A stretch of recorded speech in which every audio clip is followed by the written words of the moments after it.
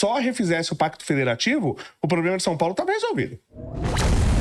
E uma das coisas mais legais de trabalhar com o Kim é justamente essa abertura que ele tem em relação à própria equipe, né? Ele ouve muito a equipe, toda essa parte de ideias de projeto de lei, que é uma coisa que boa parte aí dos 513, você pega 512, não vai aceitar esse tipo de coisa, né? Ele quer ser o protagonista, quer ser o bambambam, todas as ideias têm que passar por ele e tal, é muito centralizador. O Kim não, o Kim é um cara bem aberto nesse sentido, né? E não só com a nossa equipe, mas com o MBL como um todo, assim, né? Sempre tem uma ideia boa, assim, ele abraça, tal. Acho que o importante é ter boas ideias correndo lá no Congresso, porque ideia ruim não falta, né? Nossa, aliás, o que mais tem é ideia ruim por aí. Exato. Você vê as ideias da maioria dos políticos, a solução do político é pior que o problema. Isso que eu acho uma coisa inacreditável. Como os caras conseguem ter soluções ruins, né? Exato. Sem consultar ninguém, né? E olha que o MBL só tem o Kim de deputado federal, né? Exato. É o único deputado federal e é o que tá mais propondo leis boas, né? Sim, sim. É muito interessante você ver isso nos comentários dessas postagens, né? Você pega outra que bombou muito há uns anos atrás, foi aquela ideia da CNH sem autoescola, né? Sim, ótimo. Não necessariamente ser obrigado a fazer uma autoescola, né? Pagar um valor absurdo que hoje é a autoescola no Brasil para conseguir fazer a CNH, para ter a CNH, né? A carteira. Você pegar muitos outros países do mundo, você não tem a necessidade, a obrigatoriedade da autoescola, né? Aprende com o pai, com a mãe. Aprende com outra pessoa que tem a CNH, né? Que se responsabilize por te ensinar e tal. E aí depois você faz um teste lá e se tiver aprovado, ok e tal. E assim, a autoescola vai continuar existindo. Quem quiser ir lá porque não conhece ninguém, não confia, né, em ninguém pra ensinar, vai lá na autoescola, paga e tá tudo certo, entendeu? E aí você pega os comentários e tem muita gente que fala, puta, eu nem conhecia esse menino e tal, agora eu tô apoiando, né? Então acho que o legal é isso, né? Você se preocupar tanto com projetos estruturantes pro Brasil que o cidadão médio muitas vezes não entende como afeta ele, mas também se preocupar com projetos que afetam esse cara na ponta no dia a dia dele, entendeu? Que muita gente não entende isso, né? Entendi. Eu gosto dos comentários que eu vejo lá, tipo assim, eu não gosto do MBL, mas tô 100% desse projeto. O cara, ele não gosta do MBL, mas ele gosta de todos os projetos. Ou de todos os porta-vozes. Ou de todos os porta-vozes. Eu gosto da Amanda, gosto do Guto, não gosto do MBL. Deixa eu te contar uma novidade, então, meu amigo. Vou te contar um segredo aqui que acho que você não percebeu. Eu acho, essa é outra área que a gente precisa entrar. Aí eu vou dar já que eu critiquei o Bolsonaro, eu vou dar um ponto pra ele. O Bolsonaro, pelo menos, colocou a validação da habilitação por 10 anos. Isso, obrigado, Bolsonaro. Pelo menos essa você acertou, da habilitação. A minha agora dura 10 anos. Mas a gente tem vários absurdos aqui nesse país que precisam ser mudados. Eu lembro que eu tirei minha habilitação em 1997. Faz tempo pra caramba, né? Assim que eu fiz 18 anos. E aí, quando eu fui renovar, tinha uma tal de CFC, Curso de Formação de Condutores. Eu já sou formado condutor. E tô dirigindo, né? Se eu podia dirigir com 18... Agora que eu tô com 23, não posso mais. Alguma coisa tá errada. Aí eu falei, tá, o que é essa porcaria aí? Não, você vai ter que vir aqui 5 sábados consecutivos e você vai ter que fazer um curso de mecânica básica e de primeiros socorros. Eu falei, mas peraí, mas eu sou engenheiro. Ele falou, não, mas você tem que... Eu falei, peraí, eu não entendi. Então quer dizer que se o médico chegar aqui, ele tem que fazer um curso de primeiros socorros? É isso? Você vai fazer um cirurgião do Albert Einstein fazer um curso de primeiros socorros com você? Então eu sou engenheiro e eu vou fazer um curso de mecânica básica com vocês? Isso é um absurdo. Nesse mesmo sentido, a gente tinha outro projeto também que era o seguinte: o teste de oftalmo para renovação da CNH, qualquer oftalmo poderia fazer. Por que só pode aqueles oftalmos determinados? Né? O cara é formado médico, ele é oftalmologista, né? Ele não consegue averiguar lá se eu tô vendo a luz verde corretamente, né? Precisa ser aquele específico cadastrado pelo Detran. Tem que ter o selo estatal. Não, e pior que esse específico. Eu tive um problema, até contei aqui também, no meu último exame. Acho que foi ali na Avenida Tiradentes, em Guarulhos. Quando eu fui renovar a carta, tinha que fazer um teste psicológico. Eu falei, caramba. Psicotécnico. Psicotécnico. Pra renovar precisava? Toda vez. Porque agora, se você for dirigir, acho que a trabalho, aí tem que fazer o psicológico e o psicotécnico. Eu falei, mas eu já fiz faz 5 anos. Sim. Será que eu fiquei louco de lá pra cá? No Brasil, tudo bem, né? Isso que eu ia falar. No Brasil, tudo bem. Aí eu cheguei lá cedo pra fazer e tal. Aí tem um número. Então eu falei, tá aqui o teu número, é o seu celular. Eu falei assim, não, mas cadê o papel? Não, tá aqui. Eu falei, não, mas precisa no papel. Aí eu falei, pô, mas a gente tá em 2024, não sei se você tá sabendo, né? Você quer que eu traga papel? Tem que trazer papel. Aí tinha um impressor, eu falei, se eu mandar um e-mail, você não pode imprimir pra mim? Não. Aí eu voltei em casa, imprimi o papel, né? Porque eu falei pra ela, não, mas eu não posso te dar o celular, você leva o celular e tal. Não, sei. Não, tem que ter o papel. Aí eu fui em casa, imprimi o papel, voltei, dei pra ela, ela pegou o papel, digitou o número no computador e me devolveu o papel. Nossa. Eu lembrei daquele filme Um Dia de Fúria. Eu falei, eu entendo demais esse cara. Esse cara, ele é o único herói é o único são daquele filme e é o cara do Dia de Fúria. É ele, né? Porque o Estado, ele quer te enlouquecer. Por isso que você tem que fazer o psicológico a cada vez que renova. Porque a chance de você ficar louco no Brasil, o Estado quer te deixar louco o tempo todo. Quantos anos você tem lá? Desculpa perguntar. 46. Você jogava Banco Imobiliário, cara? Joguei muito. Então, eu costumo falar que a vida do brasileiro médio, ele é um sorte ao revés do Banco Imobiliário. Só que na maioria das vezes é só revés, entendeu? Você tira lá a sua cartinha e tal. Pra quem não sabe, né? No sorte ao revés, quem nunca jogou imobiliário, você tirava lá a cartinha, vinha lá. Sorte, você se tornou um herdeiro de um parente desconhecido, ganhe 200, né? Ou então, revés, você teve que pagar o imposto de renda esse mês, pague 300, né? Só que aí, na vida do brasileiro, é assim. Você tira a cartinha, revés, a Dilma decidiu trocar o padrão da tomada, pague 300. Revés, a Câmara dos Deputados decidiu trocar o extintor veicular, pague 500. Então, assim, é toda hora, cara. Sim. Você tá sempre tirando revés nessa... E aqui eu falo assim, a gente tem o revés... Falo não, pensei agora porque você falou isso. Você tem o revés e o sorte e revés. Não tem só sorte. Porque se você tirar a sorte aqui, você recebeu uma herança, mas o Haddad aumentou o imposto pra herança. IPCMD, então, nunca é só sorte nesse país aqui. Exato. É uma situação absurda. Inclusive, o Banco Imobiliário como um todo, assim, representa bem a vida do brasileiro, né? Além do sorte ou revés, você tá sempre pagando um aluguel caro ali, né? Sim. Então, basicamente é isso, cara. A mesma... Deixa eu te perguntar uma coisa. Eu ouvi dizer, lógico que aí não é a sua alçada, você é de uma região...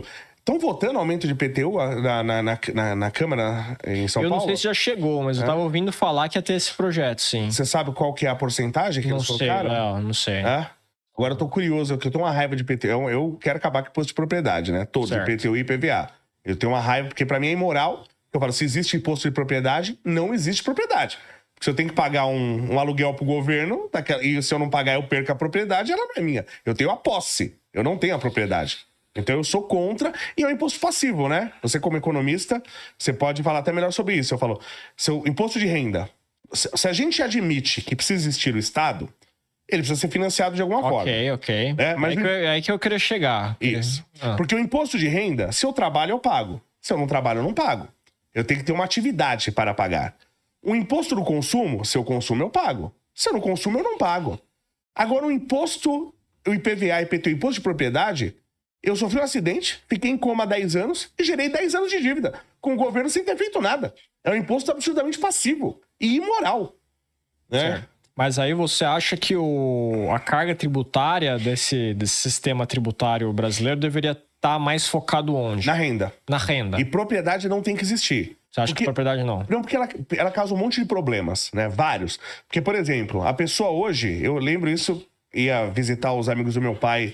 Da Volkswagen, das metalúrgicas do ABC, meu pai era metalúrgico, e o cara é mecânico, todo mundo tinha uma casa boa, 200, 300 metros quadrados, às vezes casa com piscina, e o cara era um mecânico.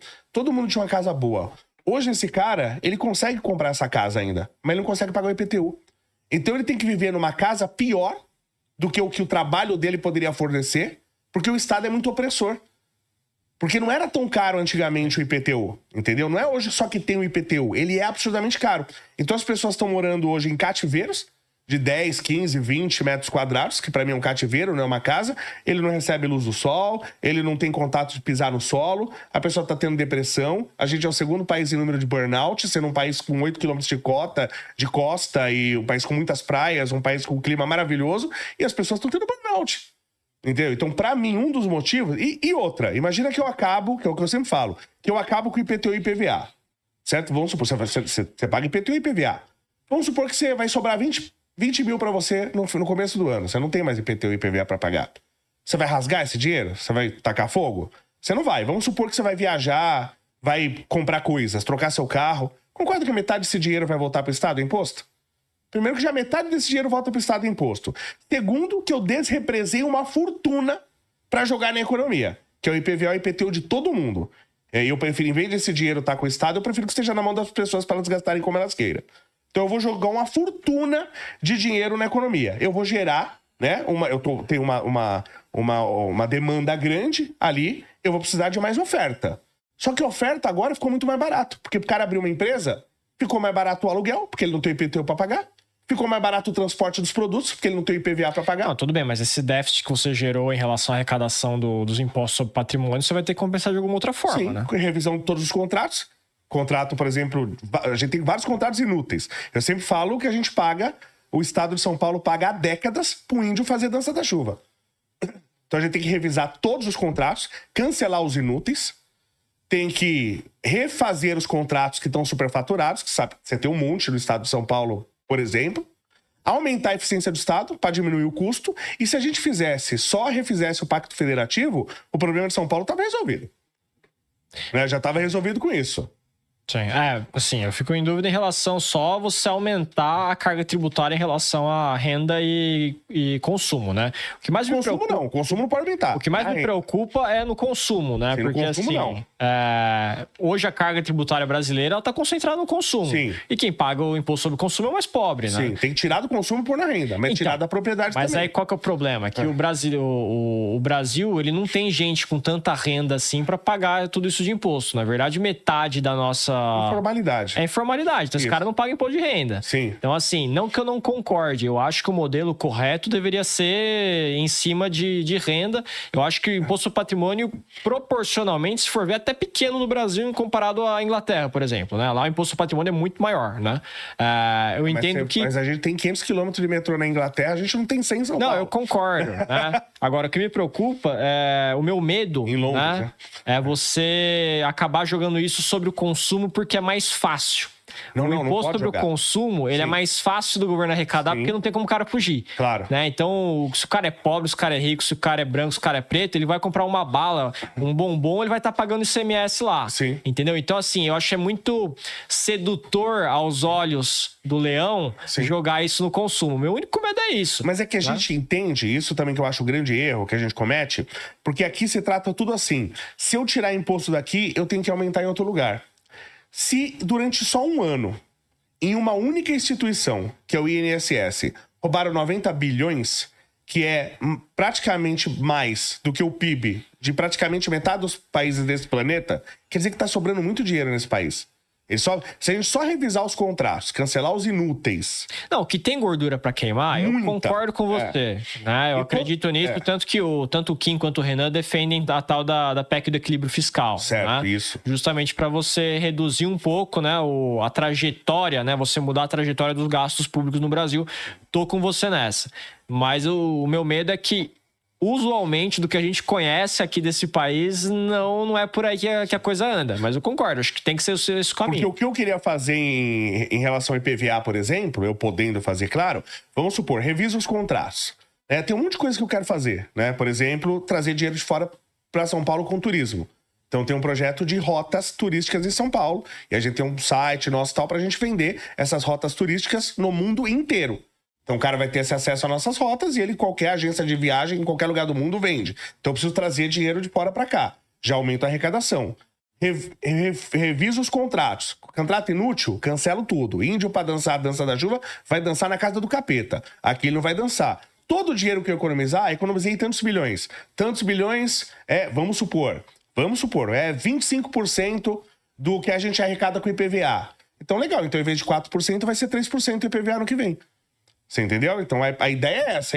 Aí eu tô cada vez jogando mais dinheiro na economia, gerando mais arrecadação, e aí eu começo a fazer, em vez de o que a gente sempre faz aqui, que é o ciclo vicioso, a gente faz um ciclo virtuoso. Sim, mas será que tem volume para isso?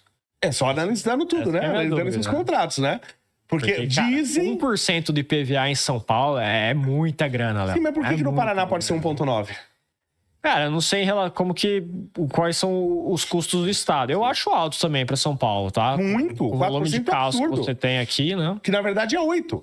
Porque se você paga em cima do valor do carro e do imposto, na verdade é 8% em cima do valor do carro, o IPVA Sim. que a gente paga. Então, quer dizer, arredondando, a cada 10 anos eu compro um carro novo pro governo. Sim, agora, bom, o Ratinho deve ter aberto mão de muita arrecadação pra conseguir baixar isso, né? Agora ele vai sair pra presidente, então que se dane o governador. Ele pensou exatamente nisso aí. Eu acho que, não sei se é Minas Gerais, que pra carros de placa vermelha, né, é 1%, né?